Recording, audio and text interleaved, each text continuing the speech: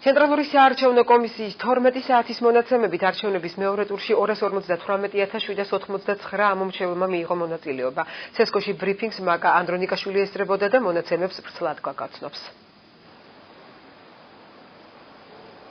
ცენტრალური საარჩევნო კომისიის ინფორმაციით 12 საათის მონაცემებით თვითმმართველობის არჩევნებზე ქვეყნის მასშტაბით მოსახლეობის აქტივობა 12.9% შეადგენს. ცენტრალური კომისიის ინფორმაციით, რაც შეეხება აქტივობას ოლქების მიხედვით, ყველაზე მცირე აქტივობა ფიქსირდება აჭარის რეგიონში.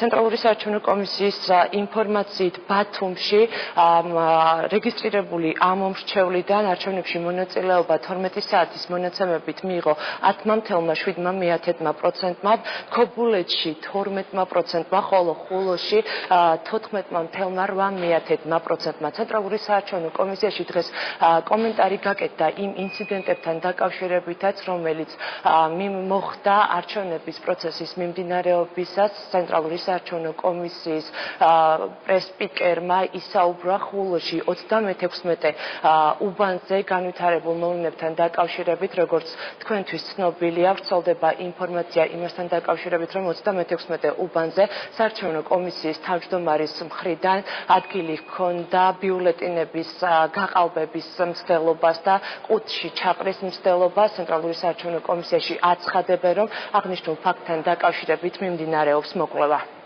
ხულოს საოლქო კომისიის წარმომადგენელი უკვე გაემგზავრა უბანზე ამ ფაქტის შესასწავლად. დეტალურ ინფორმაციას შემდეგ საინფორმაციო ბრიფინგზე მოგაწვდით. ხულოს საარჩევნო ოლქის მე-12 უბანზე დაზიანდა გადასატანი საარჩევნო ყუთი და დაირღვა ლოქის მთლიანობა. ყუთის დაზიანებამდე კენჭისყრაში 4 ამომრჩეველმა მიიღო მონაწილეობა. კომისიის გადაწყვეტილებით 4 ბიულეტენი ბათილად იქნა ცნობილი. უბანზე გაიგზავნა ახალი გადასატანი საარჩევნო ყუთი და გადასატანი ყუთის სიაში მყოფი დანარჩენი ამომრჩევლები შეძლებენ ხმის მიცემას.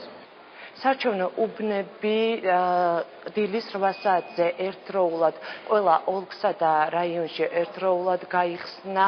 თვითმმართველობის არჩევნები 28 ოლქში მიმდინარეობს. არჩევნებს აკვირდება 32 უცხოური და 59 ადგილობრივი სადამკვირვებლო ორგანიზაცია. მომდევნო საინფორმაციო ბრიფინგი ცენტრალურ საარჩევნო კომისიაში ზუსტად 1 საათში არის დაგეგმილი.